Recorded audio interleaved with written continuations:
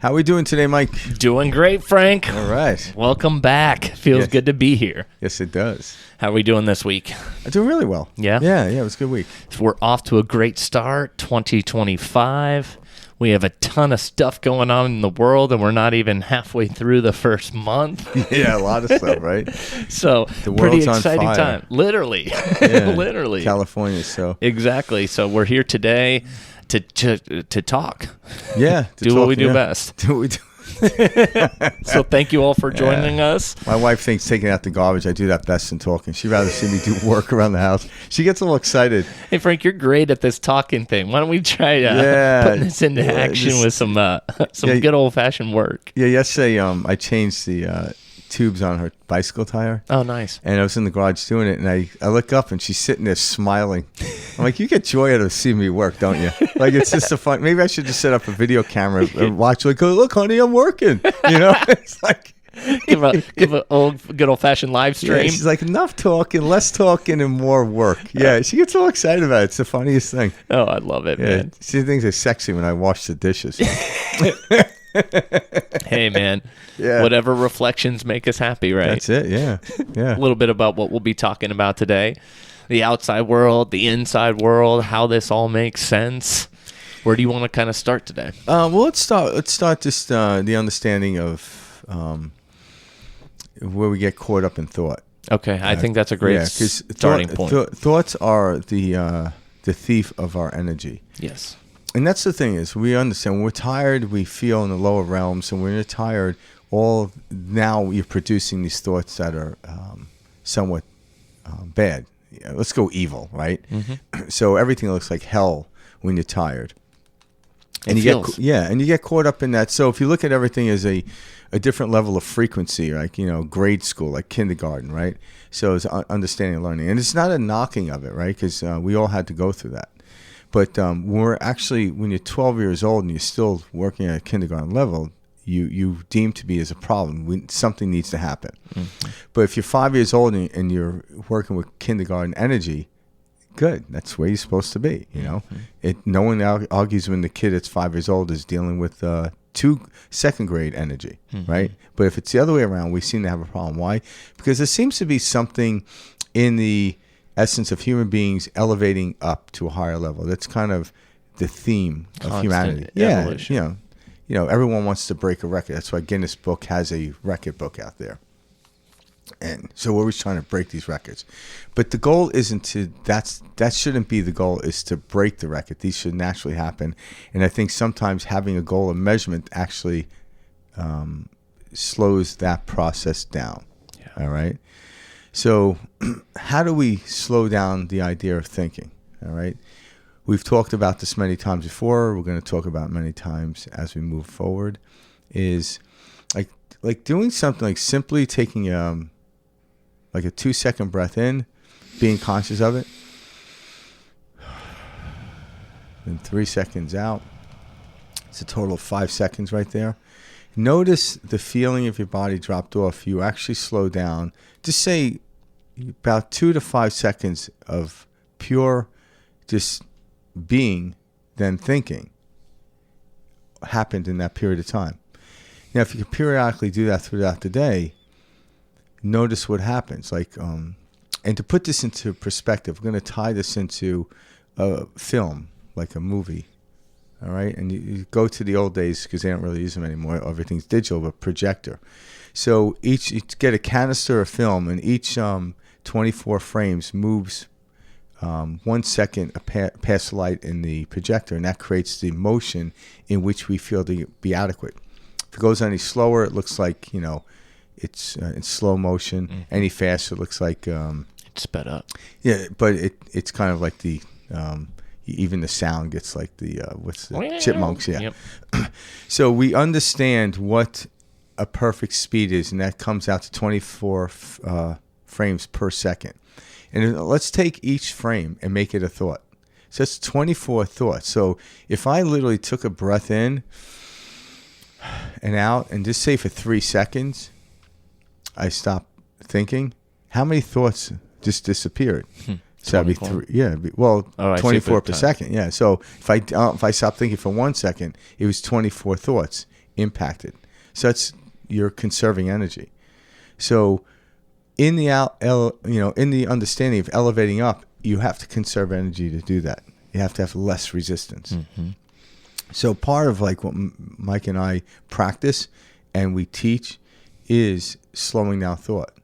Now, the goal isn't to slow it down like, if I could slow down and get rid of 2 seconds of thought in an hour, I'm like, hey, that's pretty cool.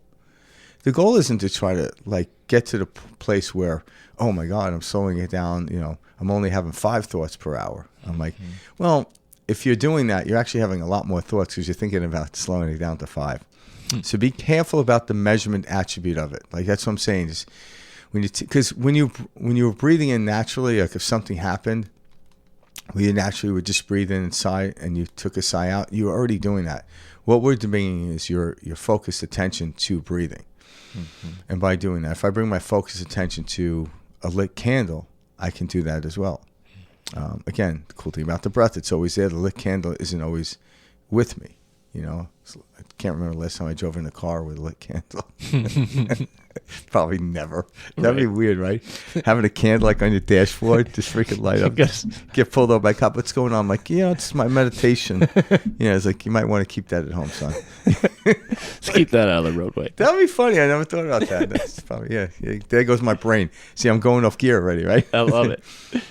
So when we actually slow down thinking, our energy level maintains. It's kind of like the less you use your phone, the more efficient your phone becomes, or the more adequate you use your phone. So now if we start using this instrument more effective, it's easier to stay at these higher levels when thoughts do come in, they're not they're not hellish. Mm-hmm. They're actually brilliant. They're beautiful.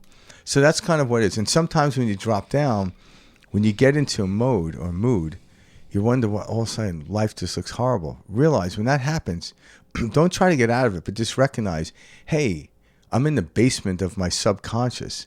My energy is down. That's why everything looks hell. This too will pass. Just that statement to yourself. Don't try to get out of it, but just that statement itself starts to lift things up. Don't be like, oh, I'm a great person. Life is amazing. That's kind of lying to yourself, and that actually is like, it's like trying to ram through a wall with your head. I'm like, now you have no faculties to even figure out how to get out of the room when you actually hit your noggin on the wall. It's like using thought to fight thought, which doesn't win. No.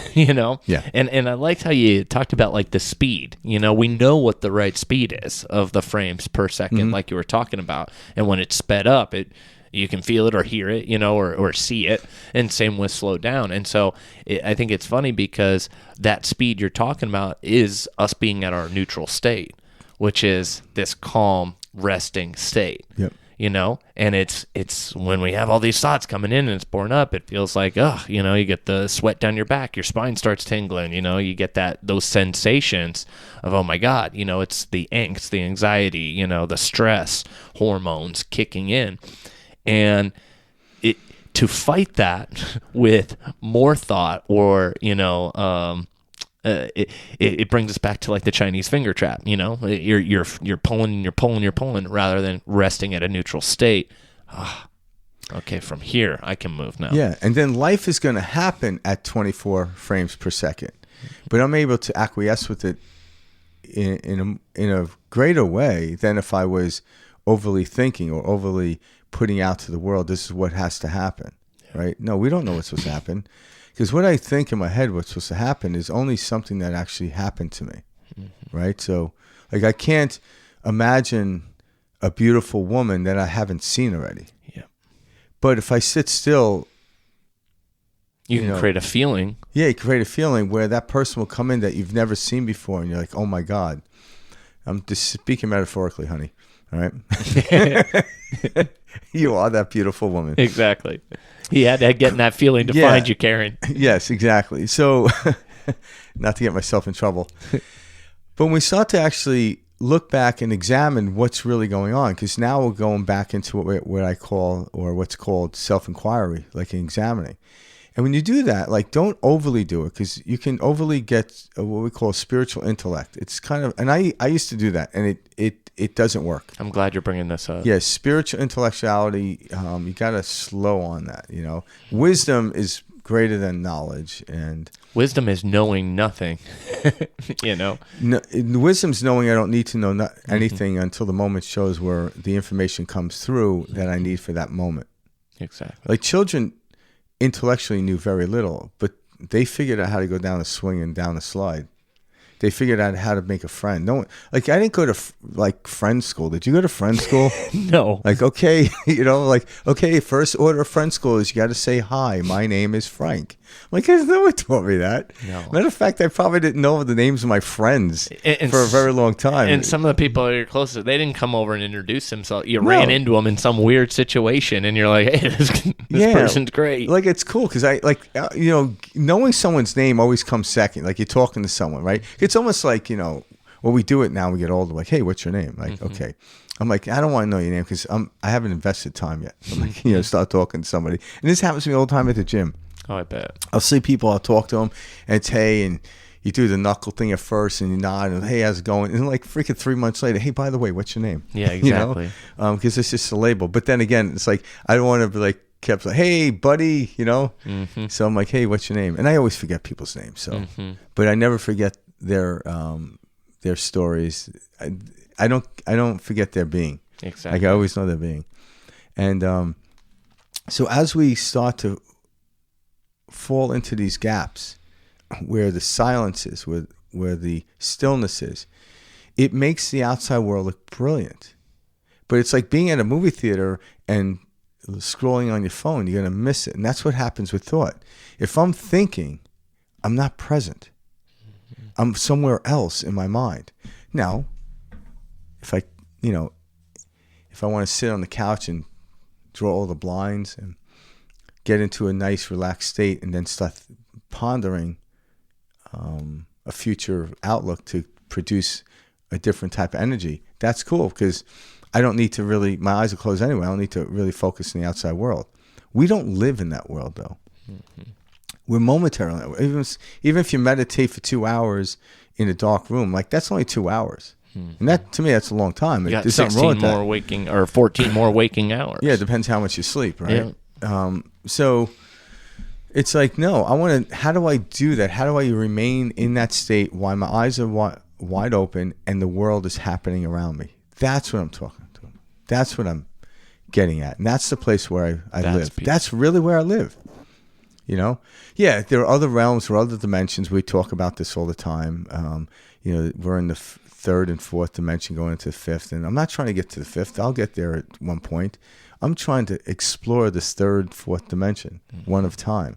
I'm not trying to get rid of time. But I know time is illusion, but just like the outside world is.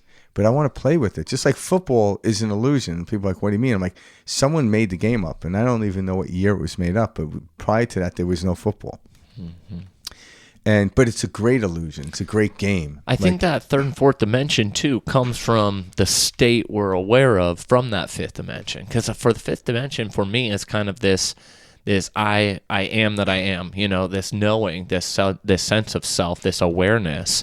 And then I begin to experience that awareness in that third and fourth dimension, which is the third dimension would be this, 3D, this body, world. Playing in the physical world. And then the 4D would be the time. Experience. Yeah. It'd be the time and matter. Yeah. And again, there's different ways of looking at those things. But because I'm focused here now in this human body, I'm not trying to get out of it. Like if I'm at an amusement park, I'm not trying to get out of it. When the park closes, the park closes. Yeah. And I don't know when that is, for me anyway. So understanding that there's more alleviates the obsession of having to get this all done. Like, oh, no, there's more to this. Like, oh, so that actually allows me to stop trying to get everything done in this life. Yeah. And what happens is, the paradox is, you tend to go higher. So now you're taking, in that 24 frames per second, you're taking bits of those frames out, maybe 4 at a time, that this one will go from this one. It'll be like a quantum leap, but yet the psyche doesn't like, hey, something's missing here. It's not like you're telling a story and you missed out on something because the editor took something out. No, the story made sense, but the more sophisticated we get, the less we need to tell the story. Yeah. So then I could tell a story of 4 decades in 2 hours by film. Is that crazy? Mm-hmm. Like how many, like, you know, take any movie or any, you know, how long was it? You know, yeah, the series 24 was actually in 24, in a 24-hour period. And that took a lot longer than 24. I guess if you watched it, right, it's 24 of them. You stayed up all night, did that right. That would have been a day. Yeah, you would have been. Now, I never watched it, so I don't know if they stuck to it. But each minute of that episode was a minute, which, you know, that's crazy, right? So I guess you could watch a whole season in one day if you stayed up all the 24 hours. To watch the entire thing. But the character wouldn't have changed. Mm-hmm. Like the character only grew a day. Like, you know, it was one day. I'm like, damn, you know, from Lou, I watched. I'm like, that guy did a lot in one day. In a 24-hour period. Like, did he even eat or shower? I don't even know. Like, is that how the show went? I watched a couple episodes. I was gonna say I've seen a couple episodes. I wasn't joined to that, but I think that was the premise. Like everything's happening in minute per minute, based on, so it's real time for you and I. Where we watch a movie, it's not real time. But what I like about this is how just simple changes in perspective changes everything. And like that's why that is such a beautiful, you know, example or show, etc. Yeah. To take something minute by minute. We don't do that. That's such a huge change of the perspective. And we have this ability within us to take these different perspectives, and that's what this show is all about, at a moment-to-moment basis, a second-to-second, a 24-by-24 frame second moment, you know, at a time. And I love what you're saying about, like, these gaps and, you know, how like, when I started to learn, you know, how this reality worked, and when I started to take a step back, and when I realized, you know, it's as simple as, you know, getting into the state of a feeling, directing the awareness where I would like to experience, and not worrying about how it need to happen. I realized that these you know, jumps like you're talking about occur more and more frequently, because it's through our thought and our focus and our attention that we're like, okay, I want to be, you know, I want to go here, but these things need to happen in between. And so we're like narrating and watching, you know, and getting caught up in this thought, where when we create this sense of space, it's like, oh shit, you just went from A to F, you know, without B, C, D, and E. Mm-hmm. And it's like, holy shit, I skipped all these steps that I thought I would have had to take in, but I'm already there. And then from there, you take now 2-3 steps, and then you jump another 6, 7, 8 steps. Yeah. And it's because we kind of let go of how things need to happen. We process everything so linear. And so, like, when we get out of the linear thinking mind, the judging, the labeling, the, you know, analyzing thinking mind, things appear, pop, happen spontaneously that we could have never imagined or fathomed. But they jumped us steps ahead of ourselves. Yeah, and that's what we call quantum leaps. And, I love that. Yeah, and whether, you know, to measure the quantum leap or not isn't what we're talking about, because I like what you just said there, and kind of brought this into my head. There isn't a right or wrong way. So if I'm walking up a stairway, mm-hmm. And each step is, say, 4 inches opposed to 12 inches, the 4-inch one is going to be easy for me to step on. It'll take me longer to get to the elevation, but who cares, right? When I go to the 12-inch step, the 1-foot step, it's a little more effort and physical work. I'll get there quicker, but it doesn't matter. So what are you looking for? Are you looking for cardio, or are you looking to elevate comfortably? So we live in a life where that's kind of how we do it. So if I'm taking steps 4 inches at a time, it's basically the gate in which you walk in. It's just that you don't start where you started again. So you're constantly elevating without even noticing it. Mm-hmm. Have you ever been on steps like that where they're really shallow? Really slow incline. Yeah, you don't notice them. And I'm not talking about like a driveway or a ramp, because a ramp still, you have to put your weight forward. There is a little bit of gravity pulling against that. This is something that's so gradual that you don't even notice the physical effort. And that's kind of like where most of us, if you can just be really okay with that, all of a sudden once in a while you step up on a 1-foot step, or you make a quantum leap. Mm-hmm. Those are the moments that stand out. But just that 4-inch step up over time, what we consider to be time is miraculous. Yeah. It's always change. And through that, that's why when we try to hold on to the old persona, or the old step, I should say, because people think they're walking flat in that case, but you're constantly going up. All of a sudden, trying to replay that step when you're way beyond that step is the aggravation of life, not the particular time in which you're on it. So when I look at stuff, was anything bad in the past? Well, that's for you to decide.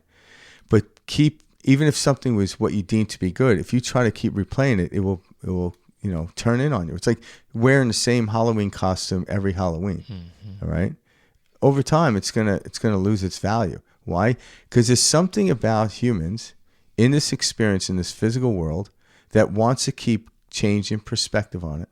And if we don't, we get bored. And then we say something's wrong here. But if I keep changing my mask, I could still look at the same earth. But now I'm looking at it differently.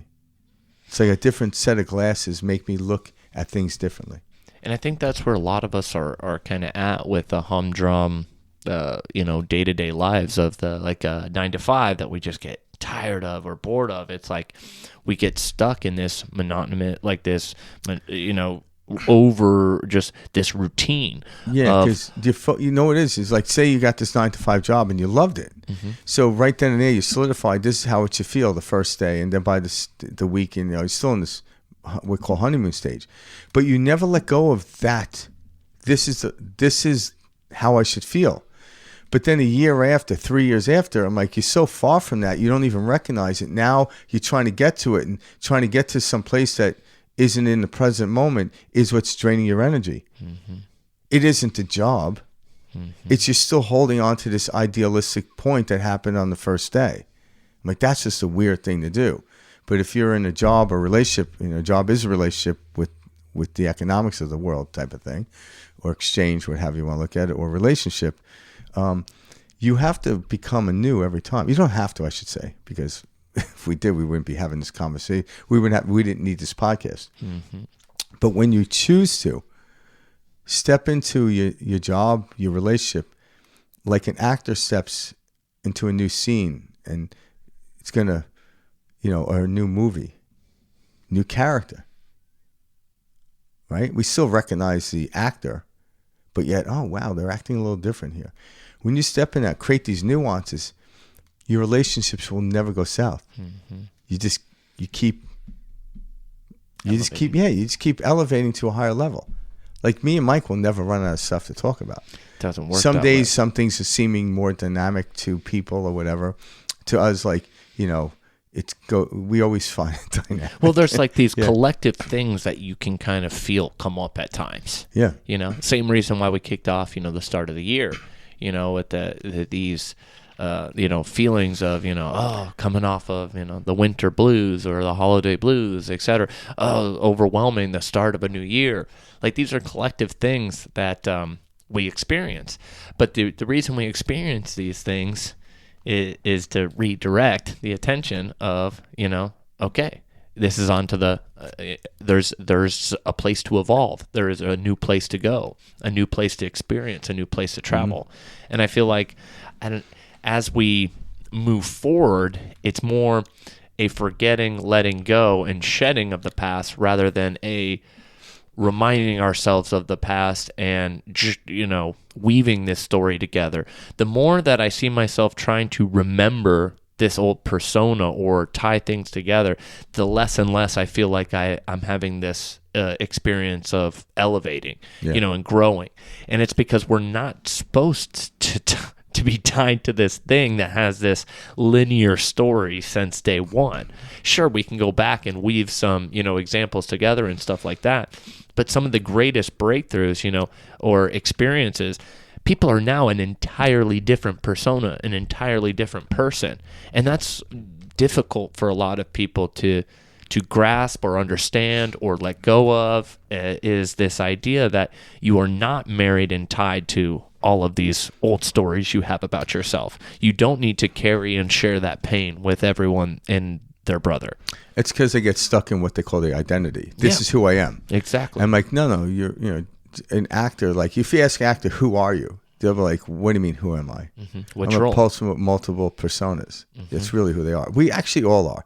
We just get to see the actor themselves go on to film or stage, however medium you watch actors in, and see them introduce the persona. That's why we love it. I'm like, oh man, I've seen that person in this movie, and that person. Oh my God, like you wouldn't recognize them. You can recognize them, but you wouldn't recognize their persona outward. So that's a fractal of showing us that that's what we're supposed to be doing. Yeah. But if I keep acting the same over, that becomes stale. So I'm not even talking about past and future, or, because there is really none. There's only the present moment. But if I keep saying the same thing over and over and over with the same reflection, same energy, there seems to be a diminishing of energy, enthusiasm. And so enthusiasm is the energy of what we call enlightenment, like to be blissed all the time. Like there are people out there like Sadhguru, and I'm not doubting him whatsoever, but he's always blissed out. He's someone asked, do you ever smoke weed? He goes, no, man, I'm always high. And we do have, we have the cannabis chemical in us. So we don't, he goes, you get your own supply. I think Wim Hof says that too. He with the does. breathing. Yeah. Get high on your own supply. Get high on your own supply. Like, he's right. Yeah. You know? And so when we start to elevate ourselves, again, getting back to the breath, and we do that, like when I do breath work, I'm always fluctuating in, playing with it. I'll listen to guided ones. I'll go to classes. I give classes on it. Even when I give the classes, I'm always doing it differently to have different experiences. And then some days I'm just driving my car and breathing in and breathing out. It's just these very interesting nuances. I'm like, let me see if I could, take a breath and breathe in, hold it, and out in like a minute and a half. I try not to do it when I'm driving. It's probably not safe. Just to see what will happen, not to say I'm bettering myself. Because we're exploratory beings, all right? Yes, we're seated at the right hand of the Father. We are seated with God. There's a part of us that is. But then there's a part of us that's attending outward, giving attention to something. So how do I create that everlasting love and energy and then take it with me into the focus? That's the game we're playing. Efficiency. How do we do that? How do I fill up my tank of gas and get as many experiences in my car without wasting it? Get really creative with the way you drive it. And for me, it's a knowing. I direct the attention. I direct the experience, and I let go. And it's like when I put the attention on knowing an experience, let's just say works out or is a great experience, or I have an amazing time with this person, whatever. It's like you can set the stage. You don't need to know how it's going to happen, but you can rest knowing that it's going to happen. And it's in needing nothing that you find everything. And that's this paradox that we're always talking about. We like psych ourselves out, Well, it's because what happens, say you were with a person, first date or whatever, and you had a great time. You go back into the film, like on Monday when the coaches look at the football game from Sunday, and they try to figure out where we went wrong. I'm like, well, that's one approach, but that doesn't really work. It's because, so when you go back and look at a date and start looking at why it worked out, now the second time you go pick up your date and you try to mimic that, it's like, well, that's weird because you didn't do that the first time. What do you mean? This worked the first time. Yeah, but now you're going out and you're not in the moment. It's unauthentic. When you're in the moment, it's not authentic at all. So we're meant to live an authentic life. You got to understand this physical world is coming at us. And what is it that's coming at us? It's an experience. But we try to calibrate what's happening. It becomes an illusion. Why? Because if there was real things out there, so to speak, science would be done and solidified in its understanding. So we went from Newtonian physics, right? And then we went into, in the late 1800s into the early 1900s, we came up with quantum physics to explain what's really happening in the energy field. And they came up with atoms. Like, what is an atom? Atom is just a bunch of wiggles, as Alan Watts calls it. Yeah, when you get down to it's frequency just energy. So then once you break down the atom, oh my God, what's below that? And there's quarks and all these other photons, and well, what are those? Those are just smaller units of wiggles, right? You need something more deeper energy to look at, and what's in that? I'm like, well, we could keep going. I'm not here to be a scientist. I'm glad the scientists are out there, because in explaining that, and from a layman like I can then see, I see it. Stop measuring. Stop looking, because there's always something deeper. There's always something greater. The cool thing about that is, like when I'm feeling good, feeling great, there was always this, when I was younger, there's always this thought behind my back, in the back of my head is, when is this going to end? Right when I said that, it didn't like completely die down. It slowly went down. Second, you ask the question, when's it going to end? Now, because I understand it, this will never end. It's more of this. Some days like little steps. Some days it's like the stock market where it shoots but then goes back up. Yeah, that's part of life. It's the emotional life. But ultimately, understanding this, I know I am okay, and I know I can handle it. So kind of what Mike and I are talking about in a long-winded way is how to handle life in the physical world. First step is no, this is temporary. Yeah. All right? Just like a movie will be over in 2 hours. All right? Your life will be over in 100 years or less. So knowing that, sit back and enjoy it. Stop controlling it. When it comes in, and you seated in the gap or in the silence, you will know how to respond. You will. But if you start to study things too deeply, and this happens, all of a sudden you're like, that's not supposed to happen.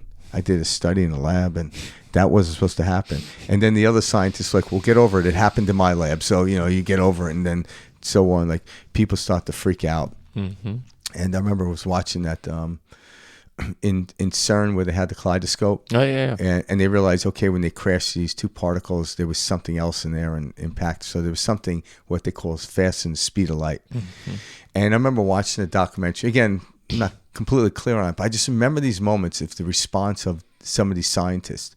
And this one guy was elated, excited, but then this overwhelming sorrow came in because all he'd been working on, mathematically equations, fucking were like a waste of time. It was weird. He went from like, oh my God, to like, oh my God, I did all this work. And like, it's the way he approached it. Because even what happened in CERN with that kaleidoscope or whatever they call it. Yeah, whatever it is. Something else new is going to come out of that. It doesn't have to diminish the equations that you had written before.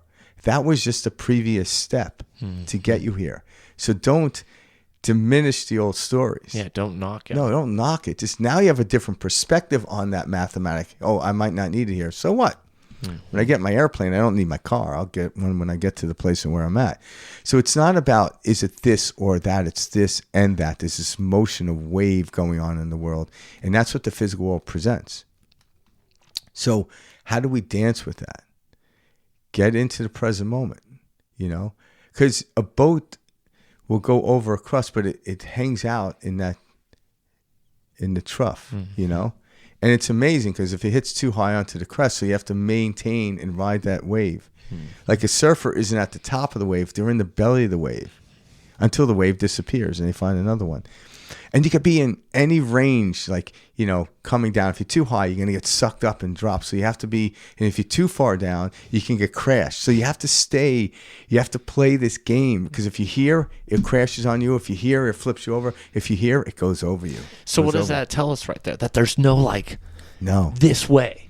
No, but you have to it's like this, you're gauging it as it's happening. Yeah, you have to That's what life is. Yeah, you have to be alert and awake and present.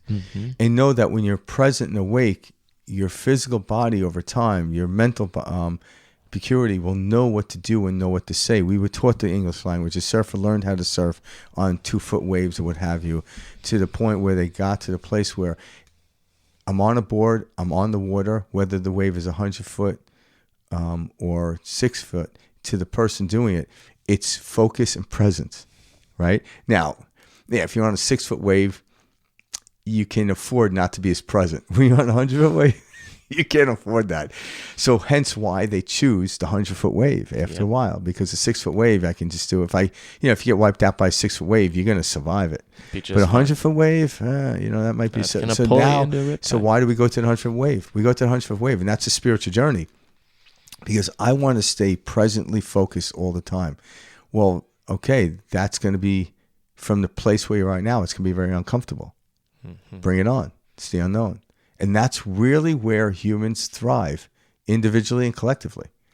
All right. Right now, we got the fires going on in California. It's tragic, right? But you're going to start seeing humanistic attributes elevate high. You're also going to see the other part of it, like Cameron was telling me. This is funny, in a sense, right? So these fires are happening, and so the fire department's going around telling everyone to get out. Okay. And then they have people coming in looting. And people are getting upset at that. And me and Karen were driving the car. I'm like, we should have videotaped. We're joking. I'm like, why are they getting upset? It's going to be burnt anyway. Yeah, that's all. Why not let somebody have it? If that person is brave enough to go into a burning house to grab a TV, let them. That's actually an interesting perspective. I didn't even think about that. It's going to burn down anyway. So they're looting what? It's not like you go into a store where it's going to be open tomorrow. I'm like, to me, it's like they're taking the stuff. Maybe somebody would go in there and steal your TV and see like a box of photos and take those, and then maybe like they stole your TV, it's going to burn anyway. But then they're like, hey, I grabbed this box, it has no value to me, here you go. So instead of looking at, again, this is a perspective, instead of looking at the looters as bad people, I'm like, maybe we should have gave them a fire hose because they were the only ones willing to run into the building. Actually had the balls to run. Yeah, I understand their intention. I get that. That's why me and my wife were like, I'm like, we should make a little video of it. We don't necessarily do that, but I'm like, it would have been funny because, like, I'm like, they were the only brave ones to run into the building, heading straight in. Yeah, straight in, grabbing the shit that other people weren't willing to take. It's funny because you see something like big like this happen, like in our country, and there are so many perspectives whirling around out there right now. Yeah. Like online, there's people saying this is climate so many change. emotions. There's people saying, this was planned. There's all sorts of perspectives. And so it kind of shows you like you have that ability to select whatever perspective, you resonate with, if you will. And that kind of tells you a lot where you're at. And if you could hold on to it, you will find these nuggets of validation. Oh, absolutely. Especially with the whirlwind of content that is out there. What it's made me realize is like there is no shortage of content or evidence out there to tell you how you feel. Yeah. And all you can do is change how you feel. And then that new set of evidence starts to show its face. So like when you say that, like, does it make you feel good to know that there's really, really bad people out there stealing out of houses? Exactly. Or do like what me and my wife do, because we were laughing our ass off. I'm like, yeah, these people actually should be hired for the fire department because they were willing to run into a building. Literally. Yeah. Again, I'm not here to say what's right and wrong, but I'm here to say which works better for you, to turn your perspective onto that. Because the truth is, if they didn't run in and loot and take this stuff out, this stuff would have been burnt anyway, right, in certain areas. And they could be bringing that back to their families. I'm not here to figure out their intentions because I will never do that. So for we could be like, oh my God, people are horrible, to like, this is kind of funny, like, hey, I stole a TV. And like, then they'll come back and sell it back to you. Yeah, right. Yeah, return it to the shop. Yeah, but if you get your full amount to the insurance and they sell it back to you, you get off, like, you actually made money on your own TV. Yeah, right. And you get it back. Well, it's a little smoke on it, but yeah. Like, a little fire damage. Yeah. So, but you can choose to look at it that way, or you can choose to look at these are bad people, or this fire's happening because whatever, someone screwed up. Again, there is all these viewpoints, and if most of us agree upon one, we'll call that fact. All right, and there's nothing wrong with that either. But how does it make you feel? Does it make you feel good that someone screwed up and they're out to get us and they're out to kill us? That doesn't help you, by the way. All right, there's a higher level. It doesn't mean people aren't ill will towards you, but at a higher level, you can't get to me. But if I'm here and scared, I walk into the alleyway because I'm scared, and I get stabbed. I'm like, see, I knew this was going to happen. Like, why'd you walk? If you didn't go into the alleyway, it wouldn't have happened, so to speak. And I'm using just the physical element because when I dip down into a lower frequency and I get to high beta, everything looks problematic. Everything. It's difficult. It's hard. You're working with matter. But when I'm in low beta into theta, whether there's a fire or I'm at the beach, yes, I'm going to respond differently hanging out at the beach on vacation than I would at a fire. But I got this. It's okay. And now you see people come out like, yep, my family got out. What about your house? Well, I had it for 20 years, lost everything, but I got my family. Perspective people, right? And there's a lot of people doing that. Yeah, well, that's the people. So in some cases, it's kind of cool because you see the news, the media, because someone came out completely upset and crying, oh my God, my life's over. I haven't seen any news shows that were showing that. So some bit of place that the news isn't all bad, right? Right. Like they're going, because, hey, the fire is the fire, right? Fire's happening. How it happened, what started it. I'm like, to the person that's in the fire, they don't give a shit at the moment. They really don't. Yeah, okay, when it's over, and like, how do we prevent this? So in other words, if I get in a really bad place today and I'm thinking poorly, how did I get here? That's not the question. How do I get out of this fucking thing? How do I mitigate it? And that's, okay, breathing, okay. All of a sudden I do that. Now when I'm in a better place, oh, I see how I stepped into that. I let myself slip. And that's how we progress in society in this game. And like what you just said, like with the breathing, what are we doing there? We're resetting the nervous system and getting back to a relaxed state. And that's really what I want to kind of just showcase about like these types of situations is so many things are going to happen outside of us that, cause anxiety, cause stress, cause fear, to the extent that we allow that, is our choice. And it's going back, it's calming the nervous system, through breath work, through meditation, through, silence, all these things. But the more we can come back and get into this calm state, the more and more we're going to see things start to quote unquote work out. Yeah. Or these quantum leaps that we're talking about. Well, how did that happen? How did the fire jump this person's house? Or whatever, example you might have. Like that doesn't make sense logically or, scientifically or whatever. And that's the thing I've realized is there is a visible world and a non-visible world. There's a physical world and a non-physical world. And to think that we only live in this physical world is incorrect. And that's what we've been taught our entire lives. And so we say that could never happen because you have to do A, B, C, and D first. And what the truth is, no, you don't have to do A, B, C, D, and E first to get to F. And that's where now you're living in the quantum world. Now you're living in, now you're the creator. Now you're coming from this place of creation. And you don't need to know how. You just need to put the attention where it needs to be and own and feel that feeling. Yeah, and when you're actually, like, in other words, if you're listening to this podcast right now, you're most definitely in a good place.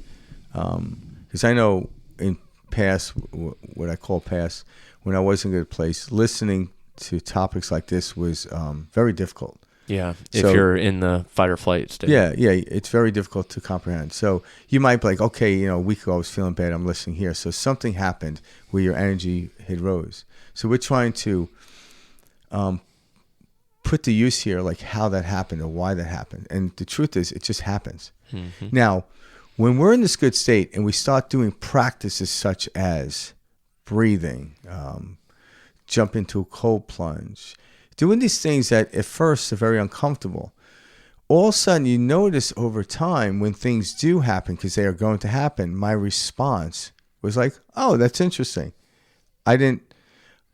Because I didn't get so far removed, in other words, didn't go too far into what we call high beta, I'm able to mitigate this. I'm able to handle it. I'm able to deal with life.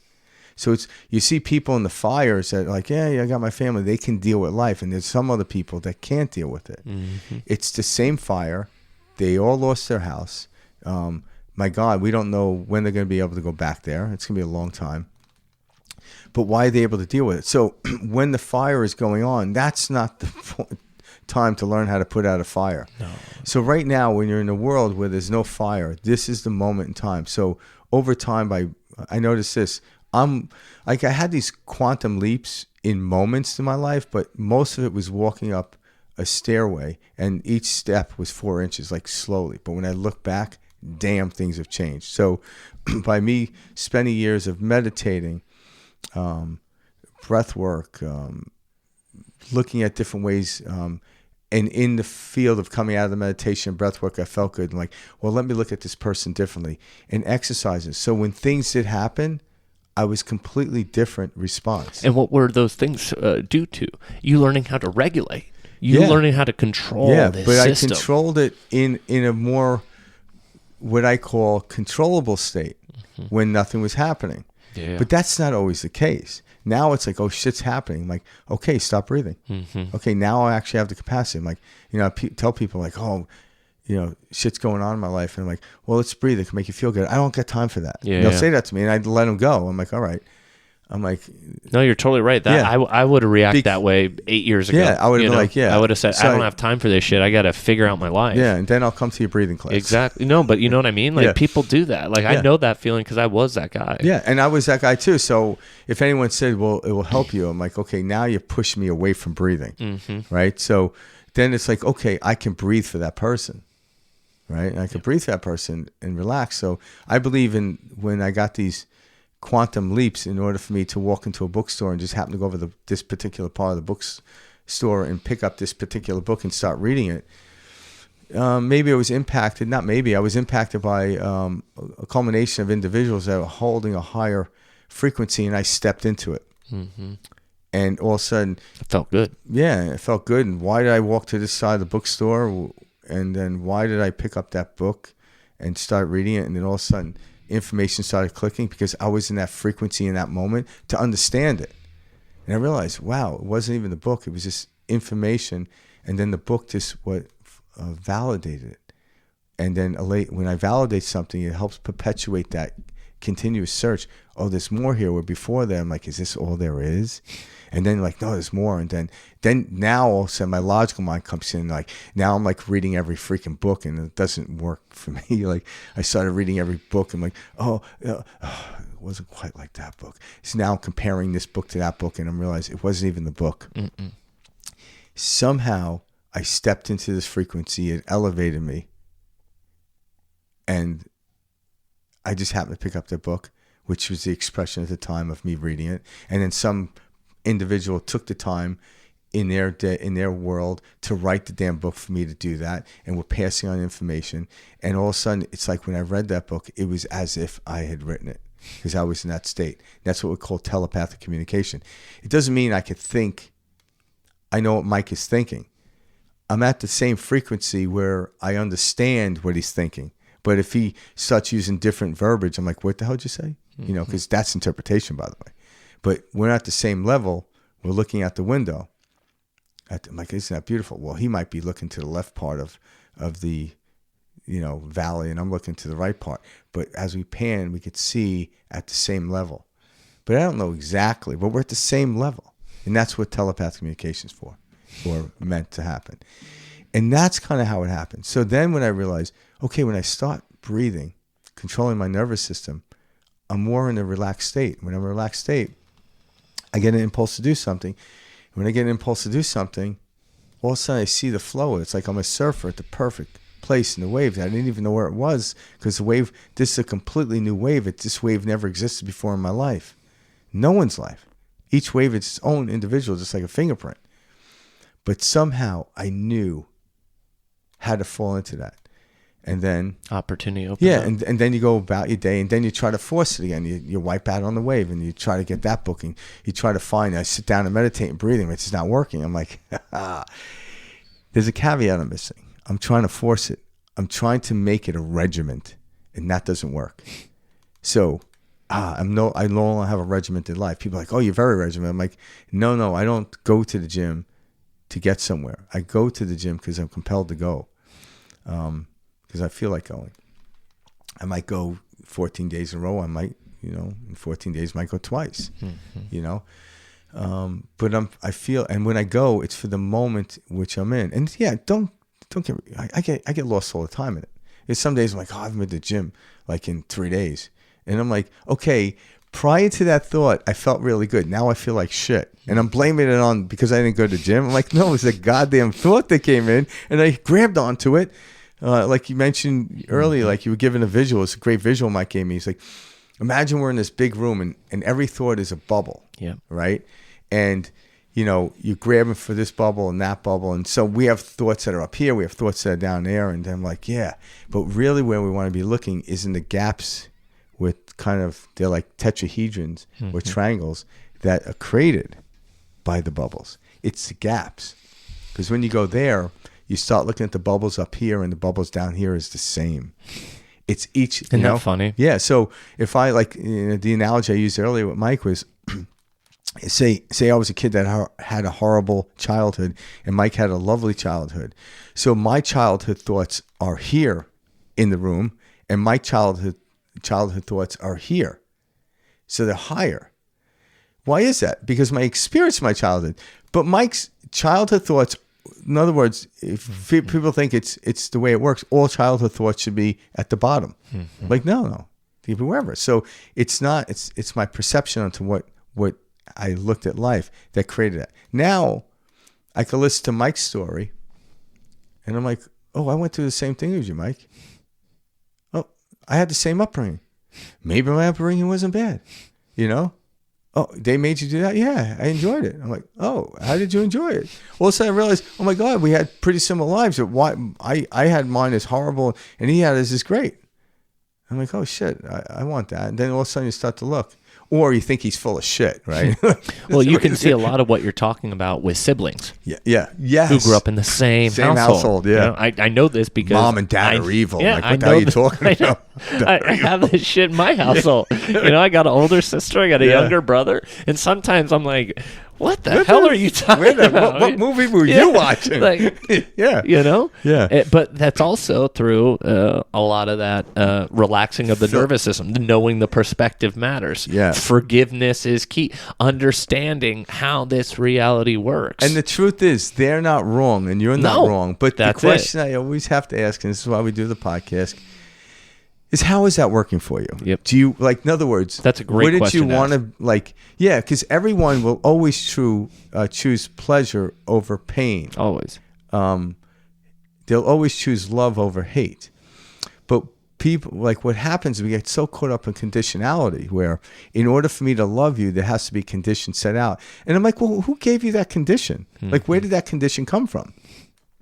Who said it? Maybe you're watching, Little House on the Prairie too much, and you look at your parents. I'm like, my dad's nothing like Charles Ingalls. Holy shit! I'm like, you're led to believe that Charles Ingalls is the pinnacle of fathers, right? And I look at my dad and holy shit. Now, if I never watched Little House on the Prairie, my dad would be a god. Yeah. Yeah, that's what we do. Or if I watch some other wacky TV show which you have as kids, where the parent was doing something else or whatever. So all of a sudden, I'm learning through TV and culture to how things are, and that's kind of like what's going on right now. Mm-hmm. People saying, "Oh," I'm like, "No, wait a minute." I'm like, "There's nothing wrong with that," but this is because my dad was different than Charles Ingalls. Doesn't make my dad a bad guy, right? It's just, I actually, it's just. And what are we doing there? Yeah. When you get down to it, we're judging. We're comparing. Based off of what, though? That's the thing. It's but this it doesn't illusion. even matter. It's a story that somebody else made up that they're okay. People, because, hey, think about this. That's it. We all know this, right? Your day's going great. You're doing really well. And I'm doing great. I got a great job, making good money. And someone comes along and is like, a person that's working over there? They're working, they're making $30,000 more. And you're like, what the fuck? Doing the exact same shit. What the fuck? But what happens is, because the person was still conditioned in their life, but they had nothing compared to other than people around them. So if people around you are making the same amount of money, it's easier to say, oh, I feel good, right? Because I'm still conditioned. But then someone comes along, has the same job, and I'm like, what do you mean? Now you're going to go into your boss and get fired. I'm not, And all of a sudden, it's like in a split moment, someone fed you a bit of information, and it took you from here to here. Mm-hmm. And this happens all day long. This podcast is about not letting that happen. Mm-hmm. That we live in a squirrely world, all right? We're not saying when someone dies you're not going to cry, but it's not going to stop you from elevating to a high elevation of humanity. A new understanding of yourself. No, yeah, because actually a death of someone can actually award you that. In the beginning, Absolutely. You go through what we call a process of mourning, right? And everyone, they'll tell you the 12 steps of how many steps are in that. I'm like, well, you can quantum leap over some of those. Why? Because when I read that, I'm like, I went through those quickly with people that died before me. And, the time my father's death came, I was at peace with it, And yeah, I don't know why, the circumstance perhaps, whatever. But, when people died early on, like this shouldn't be happening. Yeah. Like they're too young. That shouldn't have happened. Says whom? There's no guarantee. Like, who told us this? And when I started hearing spiritual people talk about that, like, who told you this person's not supposed to die? It made me like, well, wait a minute. It's the first time I heard that. Because when that person did die, I'm like, they died before their time. I'm like, that's kind of like, what do you mean they died? Like, what? This is not supposed to happen. But then you're like, it does happen. Like, why would God let this happen? I'm like, the movie screen didn't let the horror movie or the comedy play. It just allowed a place for it to play. I can choose to watch the horror movie. I could choose to watch the comedy on my own. I can choose to watch it all and not be upset. But when I'm watching a horror movie, I'm not going to be laughing. And when I'm watching a comedy, I ought to be laughing. When I'm watching a drama, I'll probably laugh, cry, or whatever. But these are appropriate it's appropriate for me to go like this in a horror movie, but not in a comedy, right? If I started laughing in the drama, I'd be kicked. Like, people, what the fuck? Get this guy out of the theater. That's happened to me before. Well, because my mind was like, this is what's going to happen, and it didn't happen, and I started laughing. Because my response when things don't happen is not to get upset; it's to laugh. That's why my wife's like, what the? Well, like, why are you always laughing at shit? I'm like, because I didn't expect you to come in and get upset at me. But that's what's going on all over the place in our world, where the person who's quote unquote laughing in the theater at that drama, we get upset at the person if they're not affected. Or we start laughing because there was a couple of people after I laughed. Well, that's the good thing. There were a couple, but there were only a couple of people that laughed, and then my wife would like elbow me, like, what? I'm like, I was just expecting something completely different, and the writer of the show took me off, but it wasn't meant to be funny. But I'm like, well, I found it funny. But you see what I'm saying? Like, if someone is affected in a different way or doesn't see something the same way, we have now taught people in society to be like, hey, that's not okay. Everyone should feel this way. And that's like this social. So we're like outcasting them now. That is the for their different perspective. Yeah, that's the social fight. Because years ago, when they looked at, it's funny. Yeah, fascists. So years ago, fascists were what we considered far right conservatives, like you shouldn't be doing this, shouldn't be doing that. All of a sudden, somehow, the fascists became the far left. But fascism is fascism. Like, what do you mean? Like, fascists will say, you ought not to say that because it's offended me. I don't care what side. Now, all of a sudden, if you look at things in a spheric, whole like, there's no perspective. point. Like, there's a north and a south, you could say, right? But all of a sudden, I'm like, I don't care what angle you're coming at. Why can't you handle my viewpoint on what's happening? Right? And people are trying to get that, because even the people they get upset that people are getting upset. I'm like, that's kind of funny. Don't get upset that people get upset. People ask me all the time about, like, what do you think about this one? I'm like, I don't. I know it's there. I kind of make humor about it, but it's. I'm not a social worry or whatever. That's not my gig. And people do that. Great, that's beautiful. But I'm not here to right the wrongs and wrong the rights or whatever.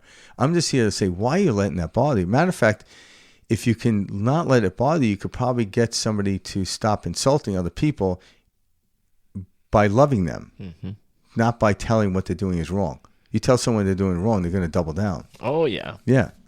How the ego works. Or you can pressure them into blackmail and make their lives so miserable that they'll finally get to their knees and surrender. I'm like, yeah, but that hatred didn't go away. It's so buried inside. And they're the people that strap a bomb to themselves and head into a cafe and kill everyone when no one's looking. You think by suppressing them, you made them who you are? No. Like the Roman Empire did that years ago when they were fighting against the Germanic tribes of what they call the barbarians. They would go in and they would steal.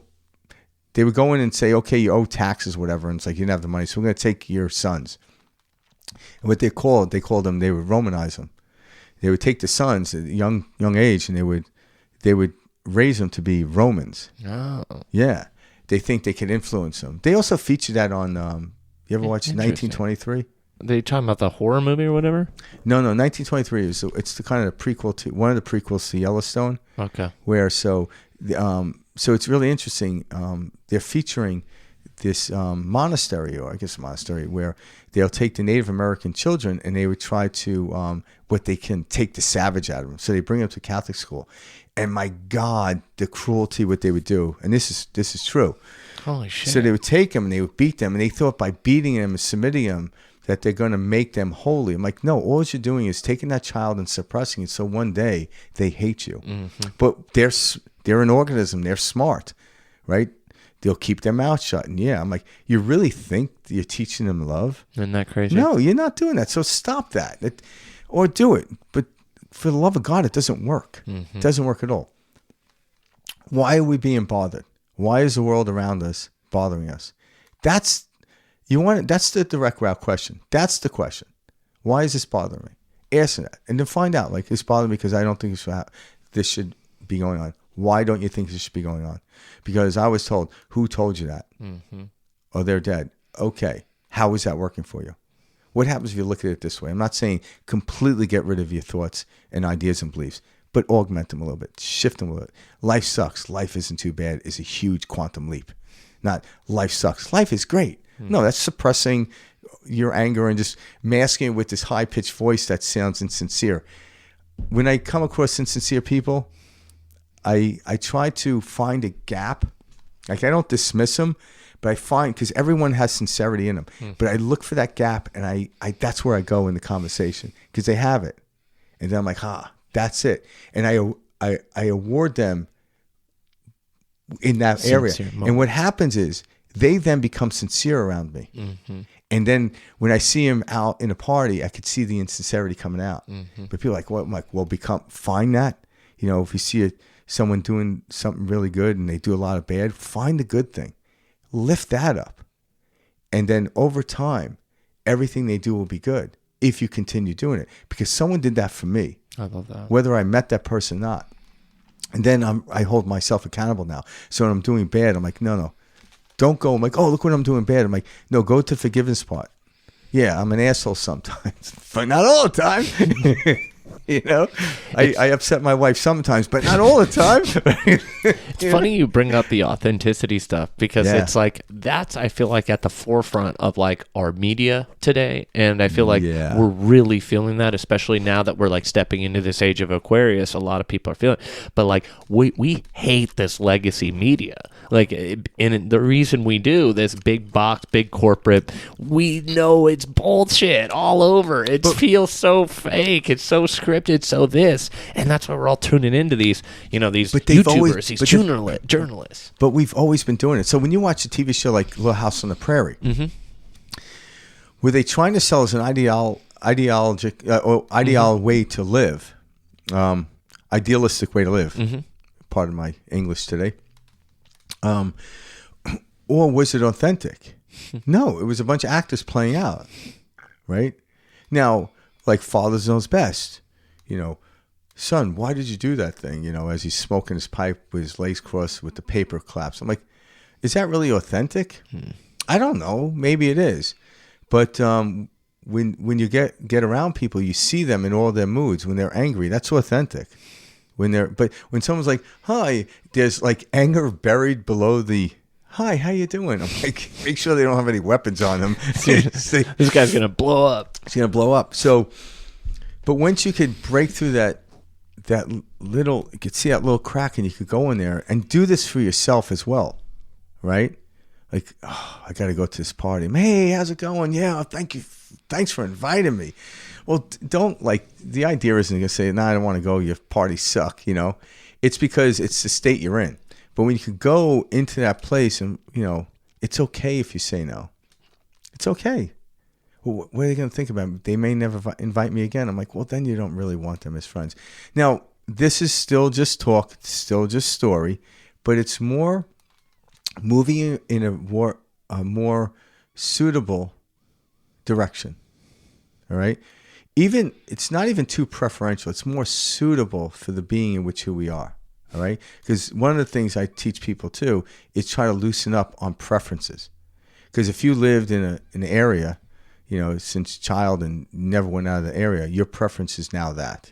Now you're going to stifle your life and not have many experiences. Something comes in, this is much, why this is supposed to happen is because my preference is this is how it's always happened.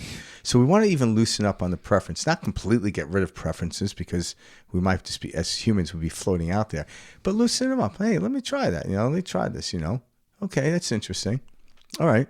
And then you start to move. Now the myriad of experiences come about, and then the excitement comes out more. So the more I'm excited, the more exploratory I am. Oh my God, I elevate, and then wisdom comes in. Why? Because what's wisdom? Wisdom is the experience of knowing, where knowledge is like, I hope this shit works. Mm-hmm. I go to school and they set me off with a this should work. They give me a diploma, and and now the kids say are finding out that diploma doesn't get you a job, right? Just like a driver's license doesn't buy me a car. Mm-hmm. It's like, yeah, I know how to drive it. Well, you got to figure out how to get the car. I'm like, but I know how to drive. You should give me one. Like, nah, it doesn't really work that way. And all of a sudden, so I'm not here to knock college. I'm not here to knock knowledge. But wisdom is knowing, which, guess what? The people that are spewing out knowledge are most likely, hopefully, I say hopefully, doing it from a wisdom standpoint. Hopefully. Because right. I had the experience, so therefore I'm giving it to you, and now you're picking up his knowledge, and one day when you have the experience, the bubble pops. I'm like, that's what he was talking about. That's when the two worlds meet. Yeah. So there's nothing wrong with knowledge, but thinking you're going to study your way to enlightenment, I'm like, good luck with that. Well, like enlightenment just smacks you in the face. Well, that's where a lot of us are at, and I've been there too. And I remember it was like letting go of all the content, knowing that, hey, I've got I got everything I need already. Yeah. There's nothing left I need to learn or hear a certain way. I need to experience. And how do I experience that? By getting into this moment right now and knowing that the next step is bringing me towards, my highest and greatest path. Yeah. What are my goals? A lot of people don't, I would say 90% of people, the reason they aren't going somewhere or have something that they, or are not enjoying the experience is because they don't know where they're going. And they've never said, here, let's go here, because they don't understand how this experience works. So they're floating out there, becoming a character of other people's stories, like saying, hey, when is the story going to be about me? And it's like, as soon as you start directing it. Right now, you're just floating, playing everyone else's characters. Yeah, so if you're any of those individuals out there listening to this, and you don't know where you are, let's go back to square one. And this is where clinical psychology actually works. Go back and go back to the basics. Yes, set a regimen for getting up early. Set a regimen for going to the gym. Set a regimen for eating properly. Why? Because this will give you focus. And when you're focused, you think less. When you think less, your frequency raises, and then ideas will come out of that. Mm-hmm. But still, when the ideas come, don't say, oh, it's because I woke up at 4 o'clock in the morning and ate this food and did this, because at some point your body's going to be like, I want to get up at 6, and now you're fighting it. Now you can reverse the misery. But in the beginning, start with that premise. Mm-hmm. So do the breath work, do the meditation, get up early, do that, forcefully be kinder to other people. Then all of a sudden it becomes who you are. And then when you make quantum leaps, you become more efficient at this stuff. So maybe I could wake up earlier, or I could wake up later. You don't start keep calibrating or calculating upward or downward. You just find yourself. Just like a surfer knows when to get on the board, you can feel the wave, knows instinctively where to be on the wave. Doesn't calibrate. You don't see them pull out a measuring stick and do that.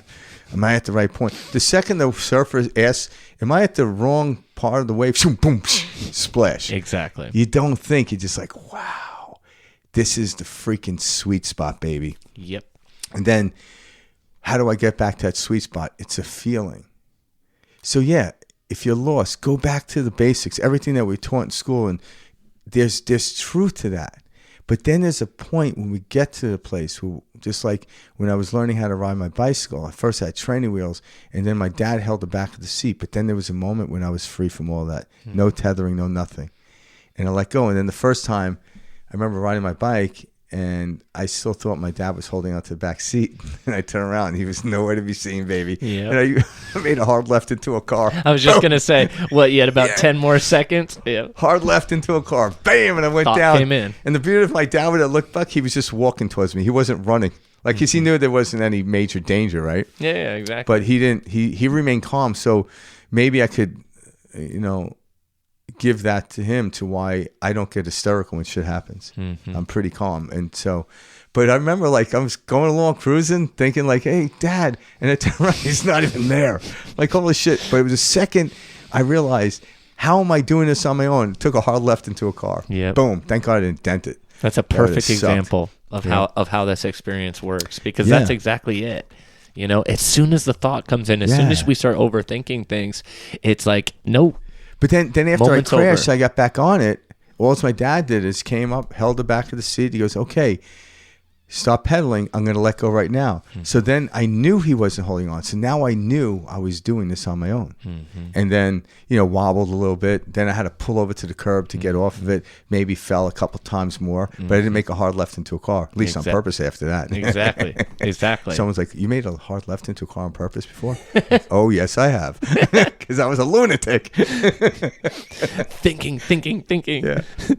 No, I just want to know what it'd be like. We stay stuck in our heads, and the trick is to let go of the thought. One of my favorite things, I was telling Frank this not too long ago, Randy Vettenheimer, that gentleman we were telling you guys about, was the first time I ever saw anybody actually say it. And maybe somebody that I respected say it, but he was like, you're not supposed to be thinking all the time. You're not supposed to be constantly in thought.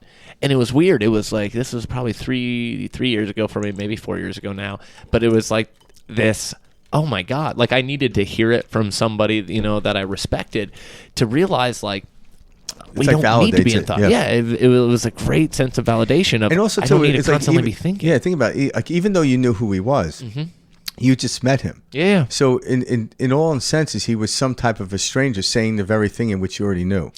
That's the best way to say it. Now, looking back It was and realizing, great validation. And this was before I even met him. This was back when I was just watching him, his lectures. But somehow he created a place where you held high regards. Oh, absolutely. Yeah. Like I don't know. There's just something about him, the way he carries himself. Like well, just like you, there's something about you as well. Appreciate it.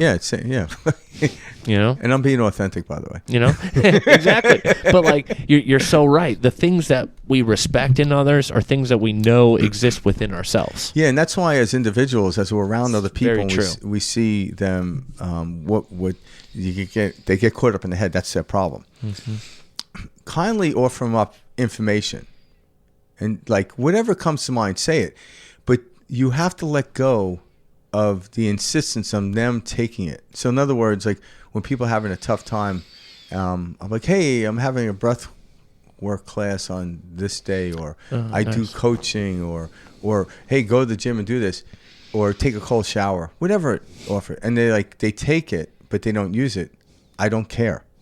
I used to care. And then I get snarky. I'm like, how you doing? Not so good. I'm like, did you jump in the shower yet? Yeah, now I'm like being an asshole, and I'm like, no. I'm like, when I give a gift, the giving of the gift is all I'm supposed to hold on to. How they use it, that's up to them.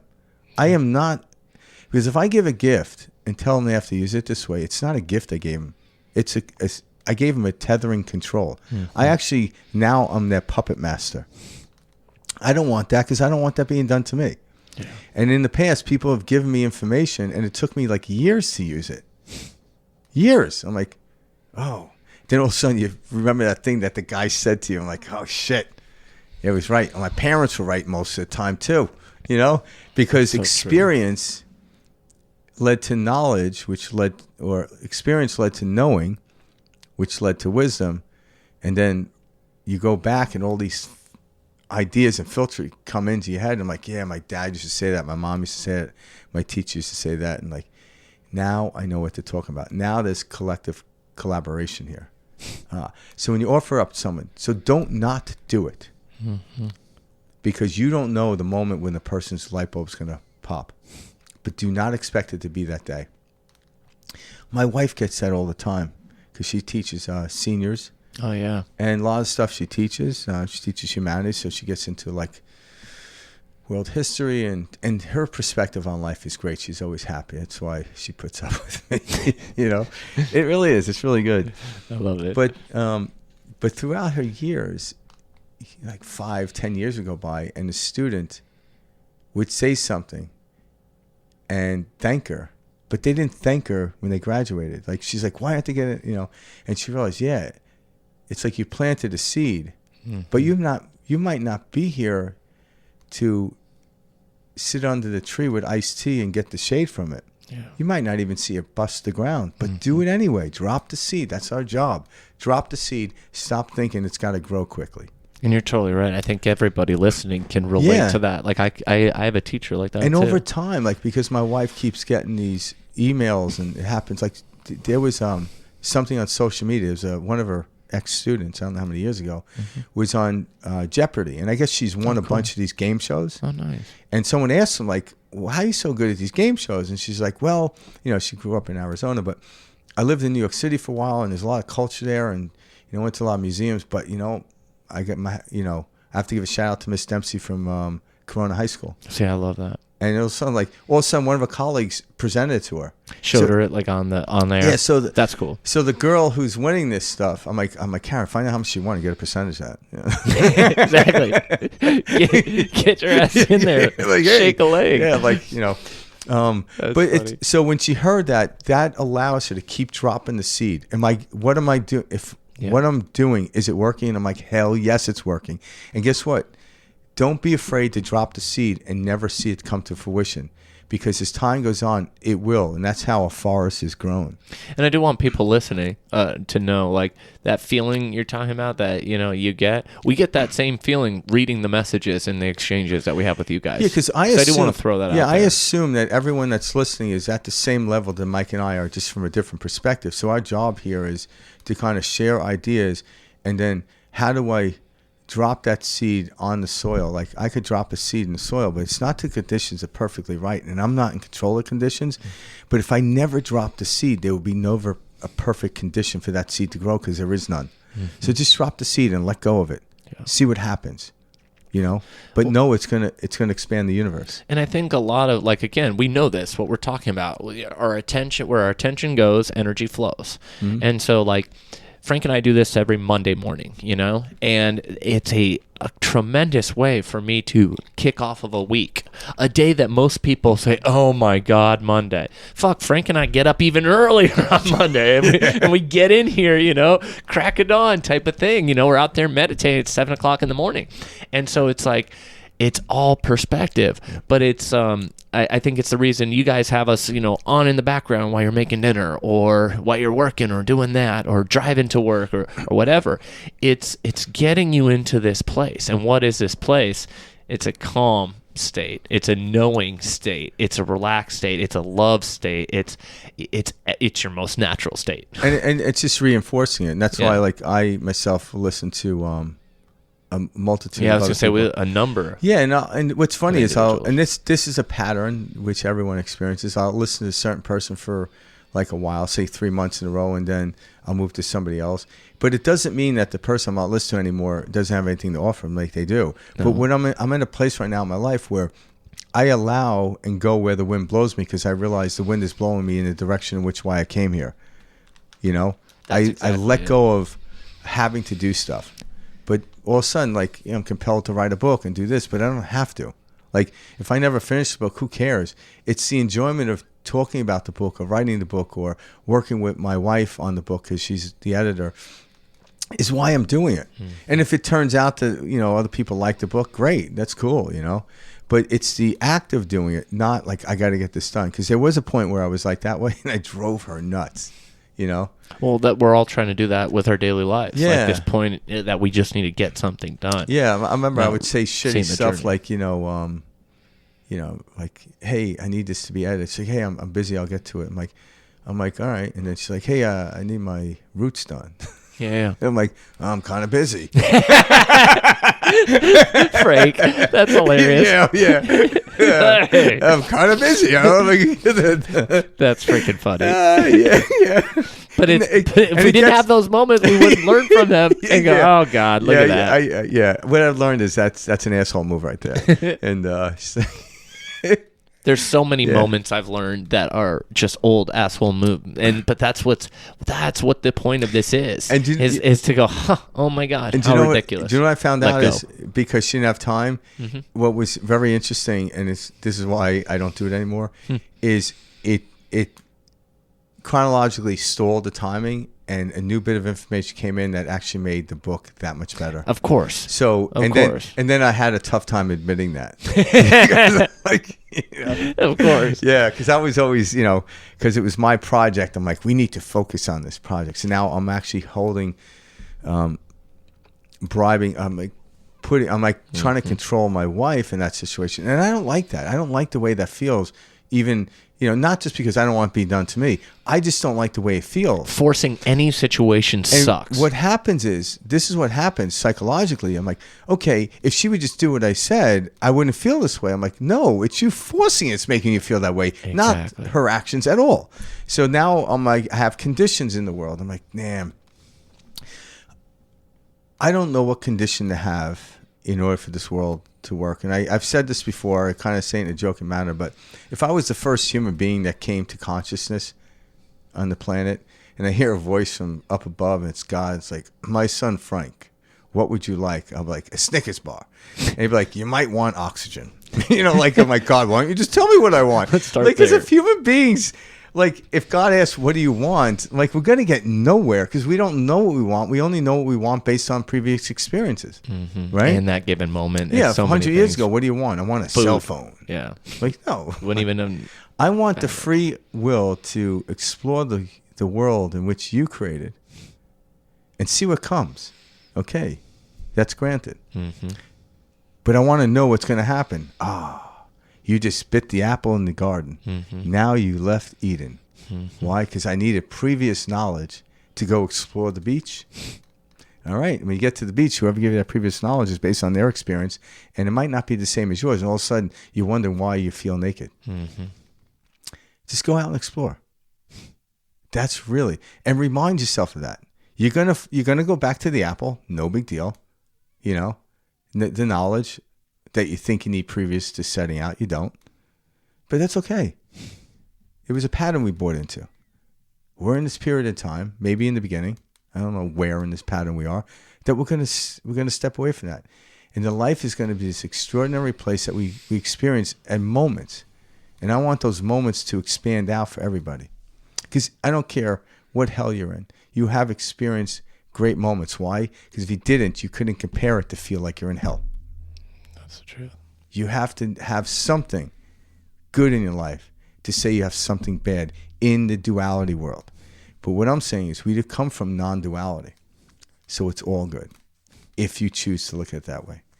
Or you can get stuck in the mud and say, I'm getting dirty. Or you could get stuck in the mud and say, hey, look what it's doing to my skin. It's purifying it, The Yeah. beauty of perspective. Yeah. And it's yours. No, that's the free will of man. And when I mean man, both men and women, for us to do that. And so why would you choose one that encumbers of everyone, doesn't exclude? And when it does, it actually will benefit the persona that you're using to have experience with. But who we really are is the thing witnessing the persona, the mask. What mask do I want to wear today? What mask is more suitable for the situation that I'm in? Oh, calm one. Okay. So every mask has at least calm in it, And then there's laughter, and then there's make sure sensitivities. Because if I get insensitivity, my laughter becomes insensitive. So, okay, I don't want that, And then because I have a wife, she actually then tells me what to wear. love how all of these come in. Yeah, it all comes in, right? That's And incredible. because I trust her so much, I listen. Yeah, right. I don't always do it, but I listen, right? Because we're all human, right?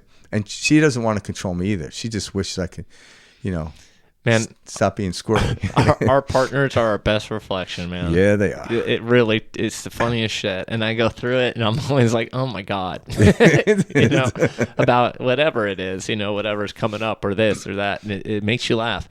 And it's in that moment that you just created a little bit of space between thoughts. And that's the quantum leap. So all day long you're doing the breath work. It's 4 inches, 4 inches, 4 inches. But then when the moment comes where you learn something, that's a quantum leap. And you don't see it coming, because it could happen in the midst of a fight with a loved one. It could happen in the midst of a fire going through LA. All right. Oh, I'm sure there's a lot of people having these aha moments. Yeah, we don't know when this is gonna. Well, yeah, I think when they watch the house burn down, that's got to suck. I know that, but all their loved ones got out. But they're alive. They're alive, and they've got their family. Okay, and they have it. So that aha. They go for that perspective. We'll rebuild. We'll do something, and then years later, I'm like, wow, that was interesting, right? Years later, people will be saying, I wouldn't want a thing to absolutely change. Yeah. If that moment didn't happen, if I didn't lose my house, this series of events would have never happened. Now, will everyone say that? We don't know. No. But I've been in places of tragedy, what's considered tragedy, and as I got further away from it, I would never change a thing, because did it lead me here? I don't know. I can't even say that, but it is what it is. And knowing that, I wouldn't know what to change it to, right? Because tragedy, what we call tragedy, happens. What we call excitement happens. But trying to harness that, trying to hold on to it. If I held on to my tragedy, I would be a mess. If I held on to what enlightenment, I'd be a mess. Because I'm looking at the outside world, I'm like, I'm enlightened because I went to this meditation thing and I felt great, and all of a sudden now I joined a cult. I'm like, God, I'm in this cult. And then wait a minute. Then like one day you wake up like, wait a minute. Now you're embarrassed, so you don't leave for like a couple of months because you're embarrassed. Like, oh shit. Now you have to like slowly back out. People are like, oh, where'd you go? I'm like, oh, I was wandering the world. You don't want to tell people I was in a fucking cult. Seriously. And so that's kind of the play of life. It's like, try to let go and see what happens. It's this, it's that. It's all no, in between. whatever you let go of is still floating around you in space. Doesn't go anywhere. Just let it go. It doesn't exist unless you put your attention on it, unless you grab it, unless you start throwing it around the mind's eye, whatever you want to call it. It's that's what I've realized. The more you grasp at something, the more you try to work something, resolve something, you're creating more and more spin. It would almost be like if you're at a train, like say a subway train station, trains are flying by, right? And if you try to grab onto it, you get hurt. But what it is, you want to get in the train where you're one with the train. But all these trains flying by, you don't touch them, you don't get hurt. That's thought. That's the thing. Just let them come. Just observe them going by. The train you want is the one that's going to stop. The door's going to open. You get into it, and it goes. All right. That's what So when I'm looking at all these things happening, I'm just watching the train go by. Don't want that one. Don't want that one. I'm not affected by it. But if I try to grab it, because I think it should stop, but it's not stopping, what do you think would happen? Lose an arm. Yeah, unless you're like watching one of these old, like, I say old movies, but like a action hero movie where the guy's running down a platform and he grabs onto it and he like that would happen. Like, at the next stop you find out it stops train, and that would be funny if the guy did that and it was like, oh, it was the wrong train. Like, oh, look what he did. I'm like, yeah, he did it for the wrong train. Damn Where train. everyone else just stepped on. It's like, oh shit, okay, am I really a superhero? Am I a moron? Yeah. And some of us feel like that when we're going through these processes. Yeah, like it doesn't have to be difficult. You don't need to chase the train down. Grab that little pole in the back and make sure your speed is adequate, and then you swing in there and hope for that back door's open. Just wait for the train to stop and the door opens. That's how the universe designed this. That's what I always revert back to, is I can slow down and know that. And when you slow down and know that, you know who you are, you know what you're stepping into, you know you're on your highest and best path. It takes away this level of fear, this level of anxiety, because you just know. And I don't know how, I just know. And know what? Know that this is going to work out. Because you're in line. When you get in line, and we don't know what the level of high levels are. I just know, like, I'm getting better at better feels at getting into tune or frequency with the world around me. Kind of like great musicians when they get on stage, they acquiesce with the other musicians brilliantly because they're really good, but they might have never met that musician. Mm-hmm. All of a sudden, the guy starts playing the guitar or whatever instrument you're playing, they stop playing off of it. They're like, well, wait a minute, let's practice a little bit. Let's let me get to know you. Like, that's the beginning steps, right? That's really the beginning steps. So go there, like learn how to play guitar with a guitar teacher. And then all of a sudden, one day you'll mess around with a guitar teacher, and a good guitar teacher will do that. But then there'll be one day where you could just walk into a park with your instrument and be other musicians there that you've never met. And they don't even play the same style of music you. And all of a sudden, you're just like, okay, I could take my style and entwine it to their style and stay in the same beat and the same rhythm and make music that, God, I didn't think about before I even stepped out my door today with my guitar. Mm-hmm. How did this happen? Because you were in one frequency and unit with those people that were playing. Absolutely. You were on the same frequency level. So if you're at the frequency with the world around you or you're out of sorts. So what people do when they're out of sorts is they want to change the world around them. Like, good luck with that. Can you imagine like you're in Washington Square Park with a bunch of musicians and like, stop, everyone stop. What are you doing? Please, let's start with the, C sharp and do a 3/4. Yeah. All of a sudden it's like, shut the fuck up. Yeah, get out of here. Yeah, no one would even stop. It's not how it works. Now all of a sudden you're trying to conduct this thing and it becomes horrible. Just play and see what happens. And I like that. That was a good example because it's like all you have to do is stop. You don't need to stop everything outside. You don't need to stop all the musicians and stop everybody from playing. No. You just need to stop. And then from there you can jump right back in. Yeah. And center yourself. And even if you show up to like a place like that with your instrument and like you're starting to play it and you keep getting kicked out.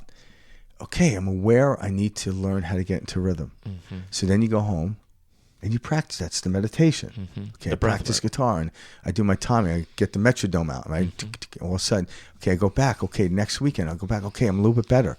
Then one day you're like, damn, now you're the first one at the park. Yeah. You're the one playing the first, and everyone come in. Then all of a sudden, like, wham, this is one piece of music. So yeah. But if you come to the park and you're not playing adequately, don't go like, oh, this is not for me. Like, no. There's an offering here. It's like we want to learn. Every great surfer wiped out many, many, many times. Every great musician stumbled upon whatever instrument they were doing. It was knowing that they wanted to do it. Was the consistently of going in there, and then quantum leaps were made. Mm-hmm. So know that there's awkward moments in this world, right? That's the way it is, Like the first time you ever went on a date with someone, it was awkward. But I'm like, if you evaluated that, you'd never go on another date. Like, I'm not doing that again, But yeah, it was just awkward moments that bring you to light and see, okay, I need to relax more. How do I do that? By keep going over and over and over and realize, at one moment, boom, it hit.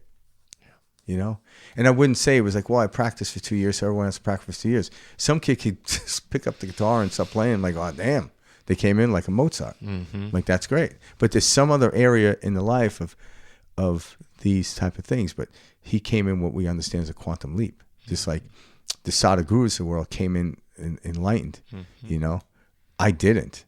I came in swinging, Me too. And just walk up that step, one step at a time. Sometimes to fall back. I ate shit on the steps every year. Yeah, and like, who the fuck built these steps? Goddamn steps. Start pointing. Yeah. It's their fault. Sons of bitches. I trip and hit my head. That's exactly and then next thing you know, you're making these quantum leaps, and then I'm like, okay, I made this quantum leap because of this. I'm like, no, that wasn't it. So. That's a cute story. Yeah. That's what you realize is there's great stories. I can hang my hat on that. I can say it's that. I can give power to that. Yeah. Because I came to a point where I stopped fighting my reality and became one with it is why I'm excited about life. The world is a mirror. Yeah. The world is a mirror. I know exactly what you mean. And when you start to love the reflection that you're seeing back, that's when you know. But then don't hold on to that reflection because, 10 years from now, reflection is going to look different, just like it looked different 10 years ago. So when you look in the mirror, just know that reflection coming back is beautiful. That's well said too, because I know what you mean. Lessons I was learning 5 years ago, I'm learning different lessons today. Yeah. Like the first time you look in the mirror, you might have had this obsession of attraction. Mm-hmm. Man, you got to let that go and you have a tough life. Right? I don't care who the hell you think you are as far as good looks. It's like, no, you want to actually see the beauty within. And then you want to see the beauty within everything. Yeah.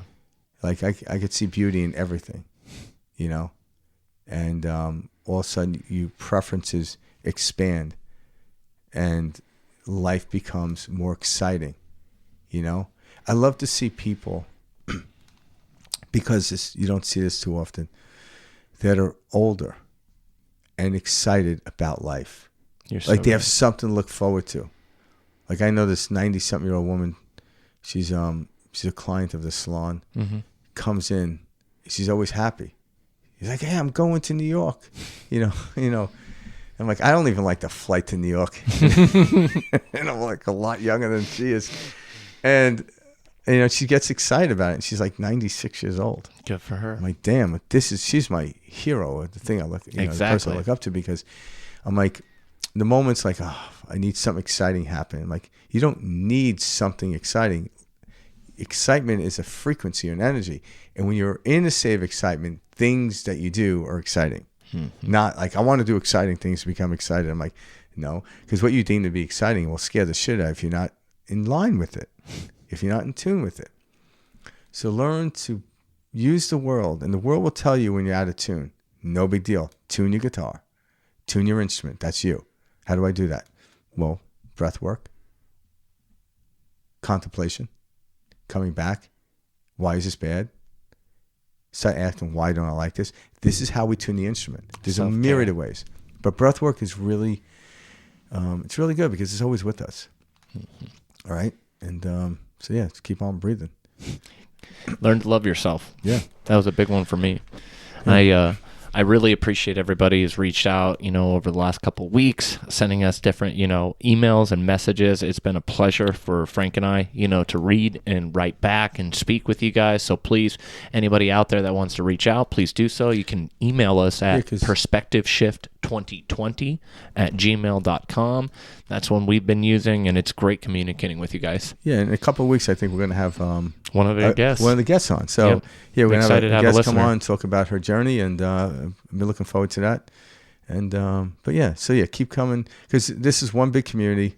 Yep. We're all expanding together, and if you realize the energy field and in the way the quantum field, the quantum mechanics explain it, how the more you drop a seed into the earth, the more of the trees will grow. Mm-hmm. Know what you're doing is working. That's it. Don't try to get it perfect. Don't try to find the perfect spot to put the seed. That's kind of like OCD behavior. Drop the seed, let it go. If you feel like we're all dropping lifting the seed, each other drop up. the seed. Yeah, don't be OCD, like, obsessive about it. I'm like, no, just drop it. Mm-hmm. If you feel the impulse, drop it, see what happens.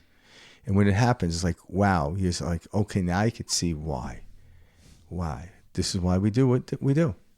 That's it. Without holding any expectation to whom's listening, what to get, it just happens. Yeah. And Mike and I enjoy doing it, So, and that's it. Yeah.